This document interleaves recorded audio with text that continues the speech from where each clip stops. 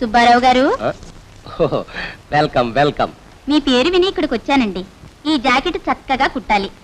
ఇదిగో ఈ జాకెట్ మాదిరి ఒంటి కతుక్కునేటట్టుగా ఉండాలండి. ఒరే కాజా, కొలతలు రాసుకోరా. చెప్పండి గురు. 40-32.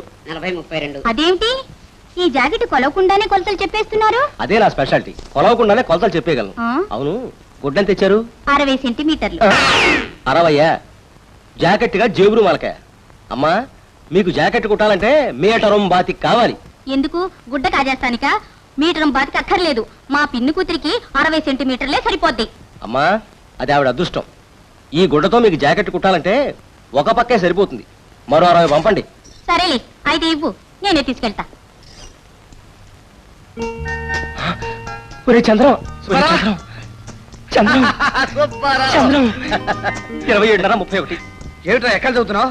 ఎక్కాలి కాదురా నీ కొలతలు. అవునరా, అంత కరెక్ట్ గా చెప్పావేంటి? అదేరా నా స్పెషాలిటీ.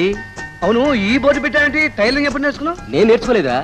బిఏ డిగ్రీ అడుక్కోవడానికి కూడా అడ్డుపడిన క్షణాల్లో బతుకు నేర్పిన పాఠం ఈ tiling. Now I'm very happy. అవును, నువ్వేంటి ఇలా ఊడిపడ్డావు? చెబుతా దానికి ఒక పెద్ద కథ ఉంది. సరే, మన అప్పిగాడు కిష్గాడు బాగున్నారా? అంతా బాగున్నారా? నేను ఒక్కడిని. అదేమిటా? ఇక్కడే మాట్లాడుకోవాలా? లోపలికి వెళ్ళి మాట్లాడుకోవచ్చు కదా. లోపల. ఒరే టేపు, మిషను, సిజరు అందరూ జాగ్రత్తగా వినండి. వీడు నా ఆత్మీయుడు, ఇక్కడే ఉంటాడు.